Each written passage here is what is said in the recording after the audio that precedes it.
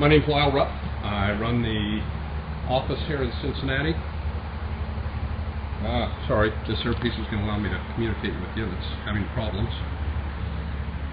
Anyway, we are live in Cincinnati. We're going to walk through the stocking of a kiosk for an event, be able to manage that. Now, to give you a few things, we've had some requests for this during a number of the events that we have had over the last couple of webinars, but I want to be able to give you a little bit of interactions and things that you want to be able to do to give us questions, to feed back information to us during the webinar, and questions that you might have or things that you want us to slow down or emphasize. So, on the website, first you can through Twitter, you can go to hashtag Snowie Live, or that the hashtag is the # or number sign, but hashtag Snowie Live. Or if you're on the website watching this, what you want to do is go under the Facebook comment. It'll ask for your Facebook password and username, or username password. You'll put those in, and from there it will log you in and you can post questions. Aaron will be responding to all the questions from Salt Lake City. Those questions, as he responds to them, will be off of the Twitter tab, so keep an eye on that as you go through it. So let's begin. I'm going to get my ugly mug off of the screen and walk you through what we do here. What I wanted to do was actually show you the way we stock a kiosk from start to finish.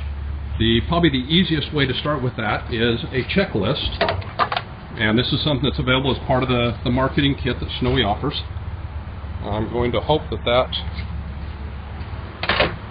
sorry, now that I'm shooting this, I got to be able to have glasses on so I can actually see and make sure that that's legible.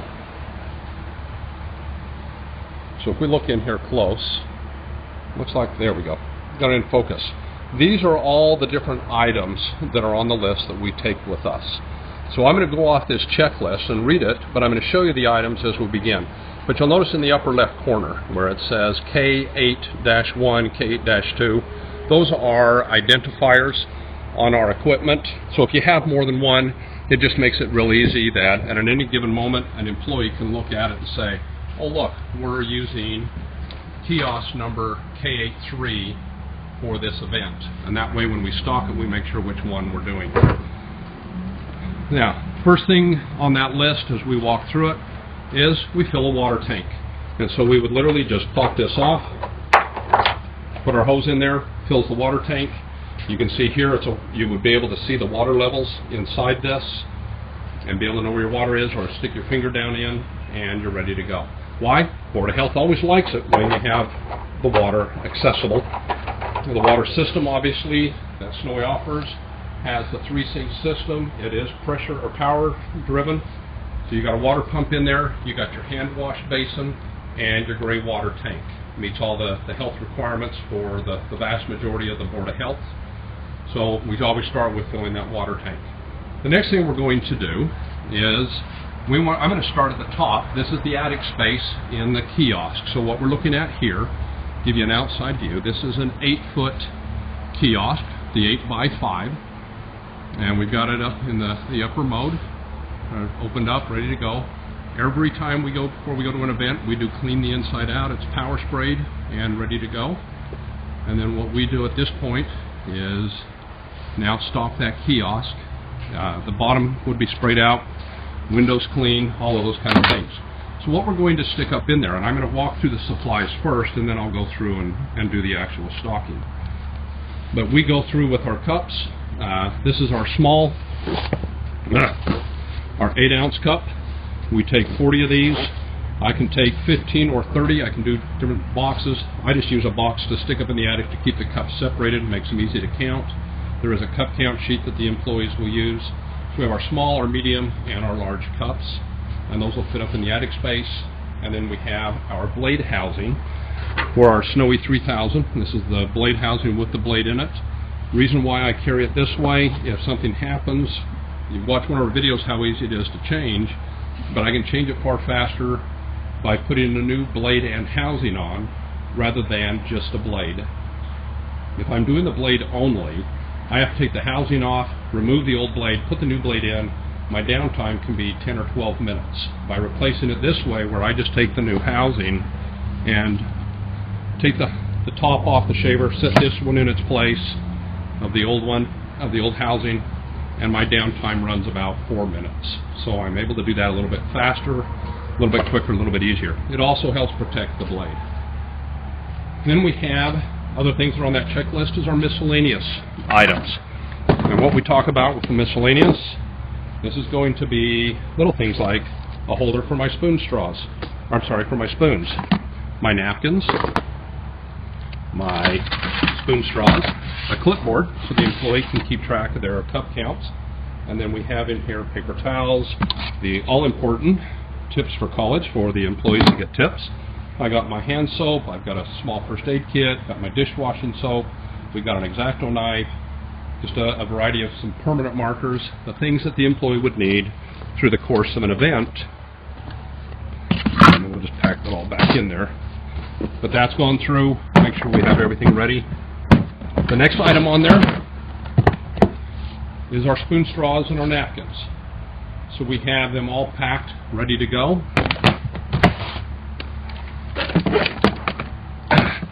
Our price signs, and you'll see where all this gets packed in. Now we happen to charge $3, $4, and $5 for our small, medium, and large. And then we have spoon straws. Yeah, I keep saying that. We have spoons. You can see this is just an extra spoon holder as well as a bunch of spoons in it. We usually carry about 1,000 spoons with us. And then we have our towel box that'll have garbage bags as well as a variety of hand towels to be able to make our sanitized water. That'll come later. Then our flavors. Now I'm doing something here a little bit different than we've done in the past. This is an experiment. We are using 2.5 gallon jugs instead of 5 gallon.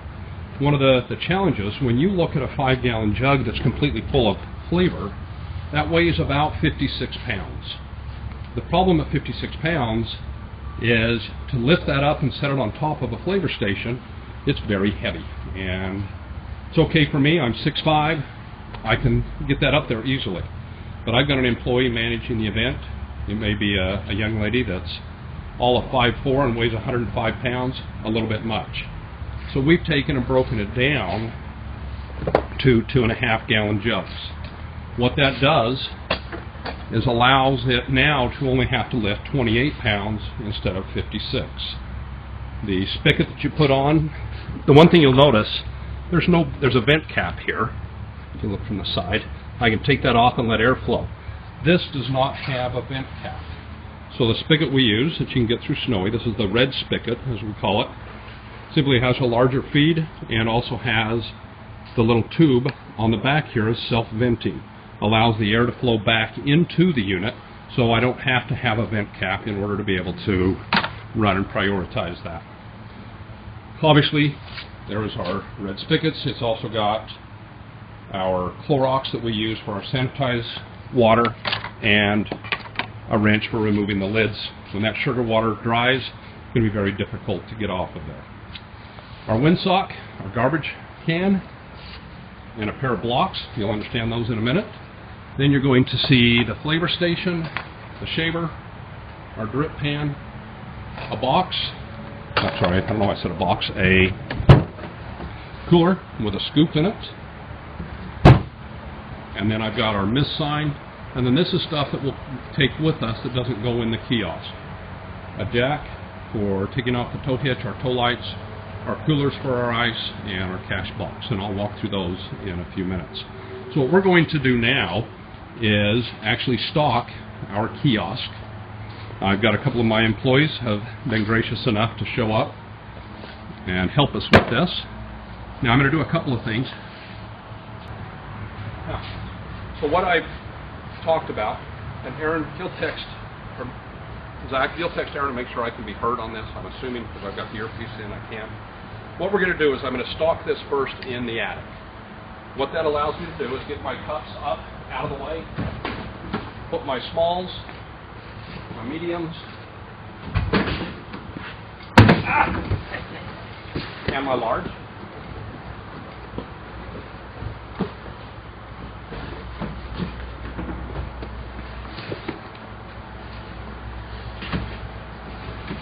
The other thing I stick into the attic, which we talked about, is the blade and housing.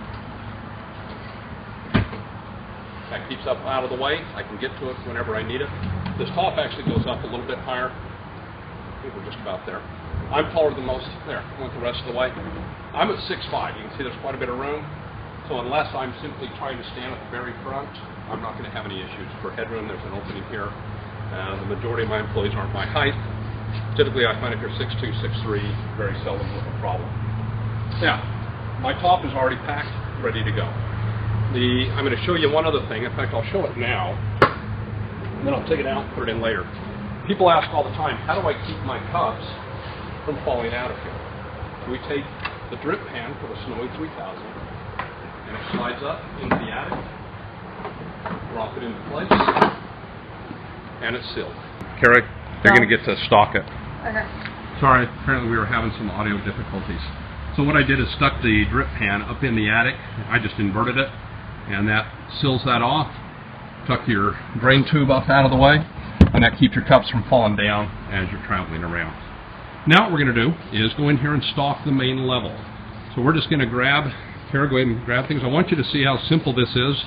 One person can go ahead and stock it, and we have a diagram for everything of where it all goes. So she's putting the price signs, and the seat will go under the counter, or on top of the counter, on top of the sinks, out of the way. And we stock every unit. I've already gone through that. Okay. We stock every unit exactly the same way, all of our containers. The blue container is always the miscellaneous box, so the employee doesn't have to start going through boxes to find things. The next one, this one's well marked, as we talked about, is the napkins and spoon straws.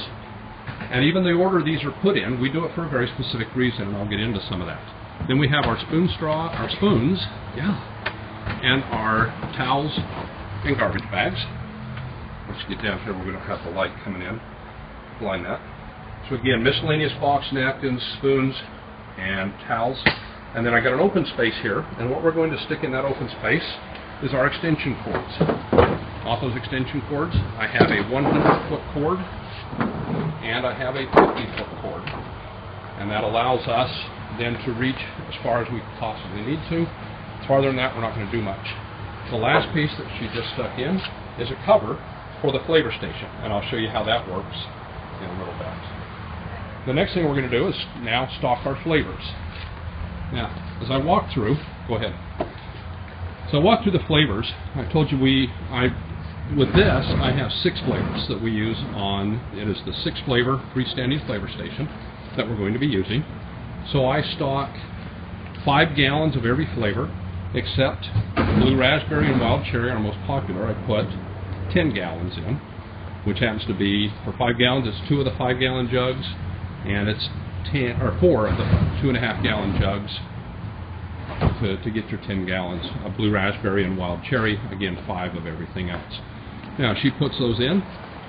She sticks them under the counter. And even the order that these are put in are kind of critical to us. And the reason behind that is if I have an employee that's standing right here in the booth, I'm going to look out from here, I'm standing over in this corner. That means while I'm working, if somebody is coming in to refill the flavor station, they're not going to be able to get to those flavors easily without disrupting the employee. The last thing we want to do is have the employee have to stop making snow cones so that we can go refill a flavor station. So we stick our extra wild cherry and blue raspberry there. Poor Kara, I'm making her do all the work while I shoot the video. It's supposed to go the opposite way. She's got to get in the workout here.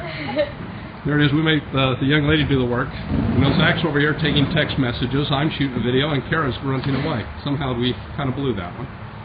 No. Now, I want to walk through this order. Wild cherry, blue raspberry, that's my extras. Sour grape, that's the slowest seller of the 6 flavors. So I have it, and then I have lemon lime, and tiger's blood and cotton candy are about the same, and then I'm back to wild cherry, blue raspberry. Reason, Kara, if you'll step in right here. So if Kara was standing here making a snow cone, turning like you were making a snow cone. So she's standing there or talking to a customer. You see, I can come in here very easily and grab flavors, almost every flavor, without disrupting her in any way, shape, or form. so it allows her that simplicity. Thank you. The next thing we're going to stick in there is our 5-gallon jug of water. Gets that back up out of the way, and then we're going to stick in the blower, and this will be mounted, and we'll show that when we shoot the video. But we tuck that back out of the way. If you haven't figured this out, what we're doing here is playing Tetris, but in a Snowy kiosk. And then this is our pour spouts, the spigots that we talked about, the Clorox and the wrench for making the flavors. And so that's tucked there out of the way. And now what we're going to have is our flavor station base.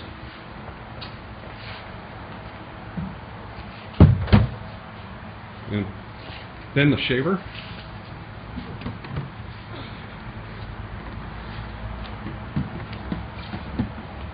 So Kara will set the shaver up. Oh, you want me to put it up? No, Okay. I'm just putting it in place. Okay. And then we grab, leave those in because we're not going to do that yet. We're pretending we're heading to the event. Gotcha. So this is our garbage can, and inside it is the blocks that I talked about that we'll be using shortly. And then our flavor station. Now this one typically takes 2 people. If you got somebody working alone, just ask for somebody walking by, almost anybody will do it for a snow help. That's tucked inside. Then we have our miss sign off the front of the building. And that miss sign is going to be lifted up. Kara's making that look awkward. And what we've done with that, I don't have my glasses on, but you can notice that. And you can see here it actually tucks up, tuck it in a little better, Kara. Okay. This is designed, this is why I put the smaller containers and everything, is it'll slide right up inside under that so it's out of the way. If they don't have Facebook or Twitter, they can text Aaron. Oh, if Aaron says if you don't have Facebook or Twitter and you have questions, you can text him at 801-484. No. Oh, sorry. 550 8995. Give me that again. 801-550 8995. And that will. Actually, I want to position this a little differently. It actually slides up all the way in like that. And then the last thing to go in is our cooler. Goes in like that. Now, the little thing is, we always teach my employees, go ahead and put it in. When you are putting a cooler in, always put the hinges towards the front. That way, as the wind is blowing this way, it doesn't catch the top. If I turn it around this way, and I'm driving down the road, this top opens and acts like an air brake and just pulls against that. Not a big deal here. When you put a big cooler in the back of a truck and you have the hinges to the back, the top will be ripped off. It will do that very easily. At this point, the next thing we're going to do is we're now ready. All we're going to do is pull the top down. Yep. Oh, I got a key.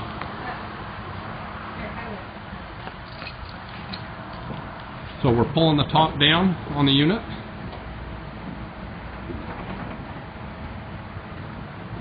And then what I'll do is come in here. I'll actually go through this, but you'll see we'll put the pin in on each side. In the interest of time, I'm not going to reach in there and put that pin in. Now, let's assume, and we close the door. I keep a bungee on there so it doesn't fluff around. We put our key in. One thing that a lot of people don't realize with this key, when I put it in, it's very solid when you lock that door. One of the things they do, Zach, operate the key for me. When I have that key operating, now notice when he puts it in place, it turns the handle, now turn it again, now pull it further. It actually pulls the handle back into the door so that it locks it in place and that handle cannot be moved now. So it actually acts as a lock as well as holding the door tightly in place. Now go ahead and open. Now at this point I can do this, I just don't have it locked in place. And that's what the key does, is locks it that extra step. Go ahead and leave it open. Okay, so let's assume we pull into an event. We're going to actually now set up for an event and show you the process in which we go through. So we would pull in, we raise our top up. Obviously we're being lazy here in the interest of saving a little bit of time. Unlock the door. And I'm going to just let these two start going through the steps. They pull out all the components. Now, a couple of them, one of the things I realized, we normally take out, at this point, the mist sign and the blower. And what we're going to do... Do you want us to pull it down? Yeah, go ahead, Carol. Now, what she is going to be doing here is she's going to reach up in here and loosen a wing nut. What that wing nut is... Yeah, go ahead and pull it down, guys.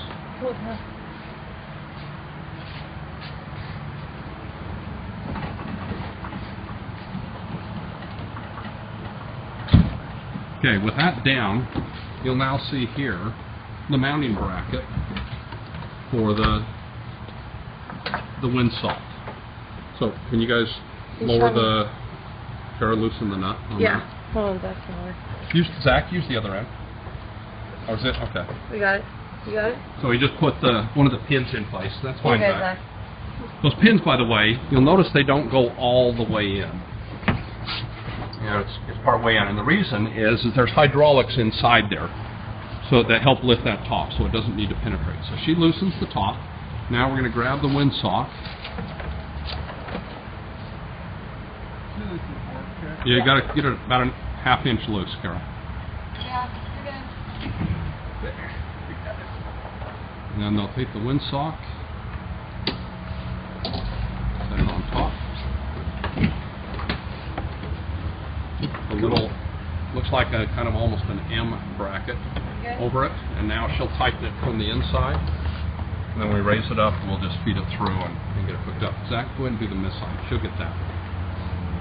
Our mist sign, now you'll notice there are two things coming off the mist sign. There is a plug and a hose hookup for the mister. And what he'll do is come around and drop those down through a hole in the bracket and puts the mist sign in place. And what we do for an event, until we're ready to open, we just drop it to one side.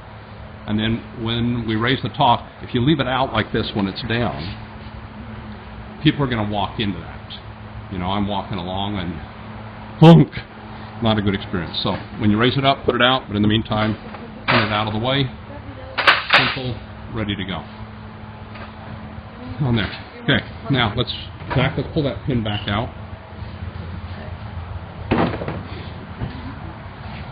And what they'll do is pull the pin. We're ready for the event.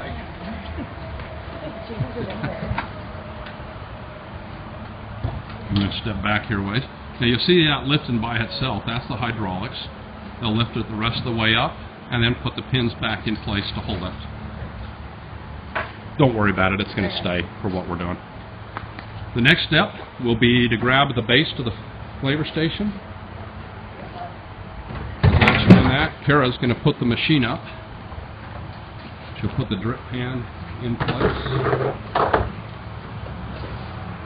And then we come out and put the flavor station. I like to do this a couple of different ways. We put this flavor station out off here's the front where you'll be serving the customer. And so they can come up, sitting here will be their straws and napkins, and then we'll turn like this and the flavor station's right here. Notice I have them turning away from the wheel. That prevents them from accidentally turning and catching the wheel and tripping. So it makes it a little better to put it on the other side. We flip off, this is what we call the drain cup, or the cup, and then there's the drain hat. You'll see he's placing that into the drain bucket, those tubes. We're setting the outside here. Allow any spilled flavor, if it rains, that kind of stuff, they all filter down through, drain through those holes. Make sure the thing is level, which it is, and then we're going to grab our flavor station. Oh, let me show them that, Zach. When we travel, we keep the drop, it's a 1 or 2 gallon mop bucket. We put that in to hold the flavors in place, pull that off, leave that for our sanitized water, and then we carry the flavor station around and set it on top, and it's ready to go.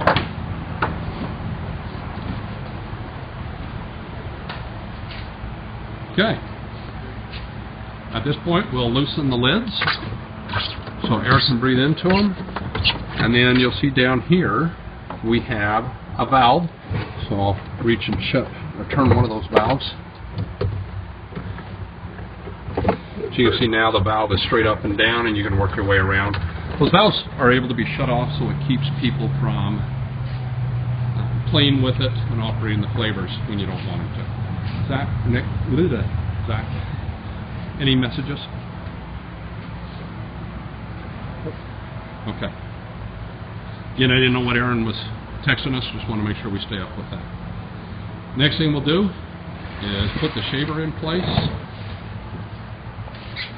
See the drip pan is up there. Sets the shaver in. And then we unwrap the cord, plug it in, and then drop our foot pedal down onto the ground, and we're ready to rock and roll. Last thing, grab the miscellaneous box. At this point, she would open this miscellaneous box up and put out all the necessary things. I'm not going to make you go all the way through. I just wanted you to see what we're doing. Oh, yes, our price signs. I forgot we're tucked under the counter. Those will be taken. We've put a Velcro strap around them, and we just simply wrap them around the post. And we have two sets of price signs, if you remember, and the other one would go on this post here.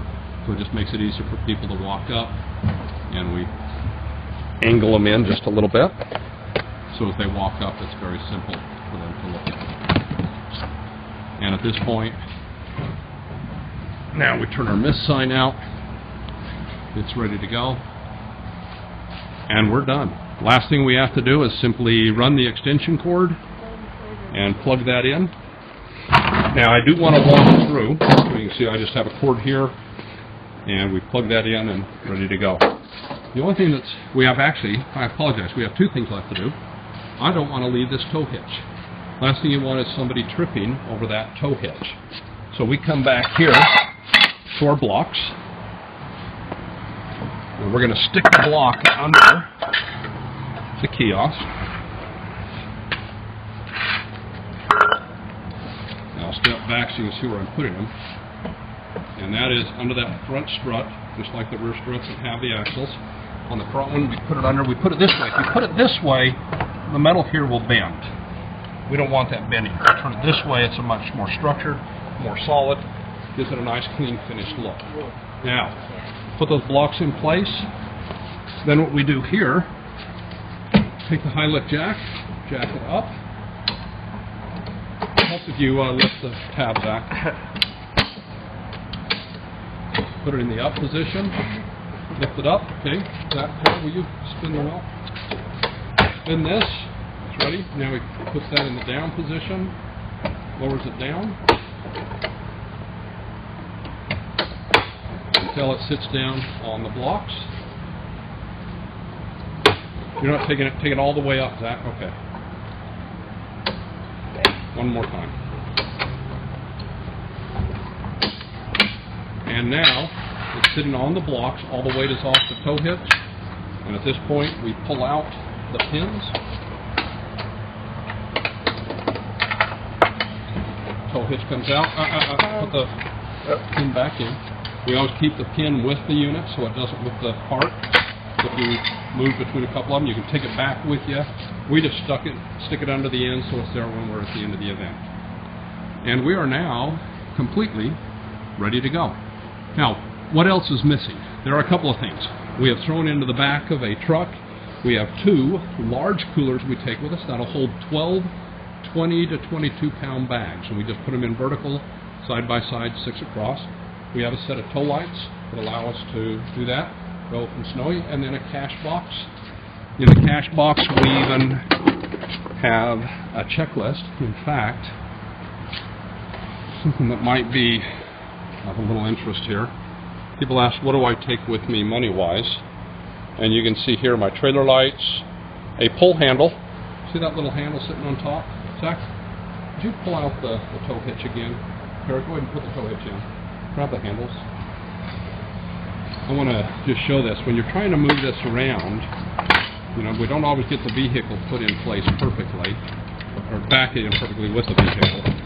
So we position this, and what we can do instead of using your hand to grab the handle or grab that chain, we went to a weightlifting store and bought us a little pull handle. And now we can pull and maneuver that building any way we want simply by pulling with that. Makes it a little bit simpler and a little bit easier. Available at any Dick's Sporting Goods or probably any other weightlifting facility. So that's the kind of stuff we're looking at here that we have. The trailer lights, the pull handle, the jack that we used. Then our money box, we keep $500 in it. We have, actually this is an outdated one. We now have 201s, 305s. Our cup count sheet, our test strip for our sanitized water, our health permit, and a calculator for doing the math. If we need it, then we have a generator as well to keep track. So just simplicity. This is the cup count sheet I talked about. There's our test strips, the spare key to the building, and our starting cash, and the permit in the bottom there, and the cash, our calculator. Be able to do that. Now, let's assume we get to the end of the day. And it's time to shut down the event, but I'm here for a 2 or 3 day event. I don't necessarily want to have to repack everything, so we're going to go through and do this as if we were just finishing up today, and we're going to now leave everything for the second day without having to do a complete shutdown. Sorry, I want to get that back out of the way. So what we do, the shaver is put away.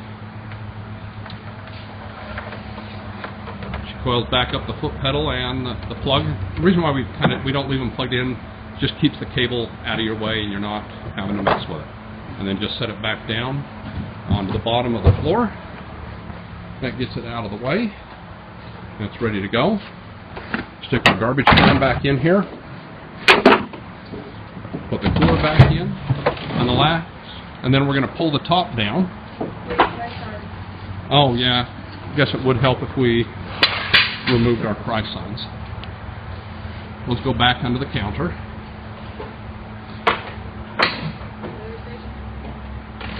And then we have 2 things left to do. And that is, the flavor station is out here. Well, I don't want to put that away and I don't want people playing with it. So we're going to come in here, we're going to reach in again and turn off all those valves so nobody plays with them. Ah, there's the one. So all the valves are shut off. Now, we're going to throw a cover over it. And this is a flavor station cover, custom designed for our flavor stations, sized to the units themselves. And we pull that down snug. She's catch a little bit on the spigots here. And she'll pull that around. Zach, will you help her with? Now, you can leave it at this point, and even if you want, come around here, there's a pair of strings, and you can pull that tight. Personally, we like to just take and wrap a bungee cord around it. And voila, we're done. And that flavor station now is safe to sit there. And then we come back the next day, pull the flavor station cover off, open the valves back up, and we're back in business. Last thing we do, pull the top down. We'll pin it back in place and move our miss sign out of the way. If we were finishing for the end of the day, the only thing we would have done different is taken off the miss sign and the blower and stuck everything back inside, just like we did in preparation for the event. Okay, see if there's any more text messages. What I wanted to do, try to keep this to about 30 minutes. That was a very fast walkthrough. Text Aaron and see if there's anything else that he wants covered.